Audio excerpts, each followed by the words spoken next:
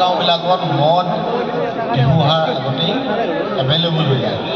মাই সাংবাদিক যেতিয়া মদ উলিয়াই দিছে মাই সাংবাদিক উৰুকা নিশাৰ সোৱাদ ল'বলে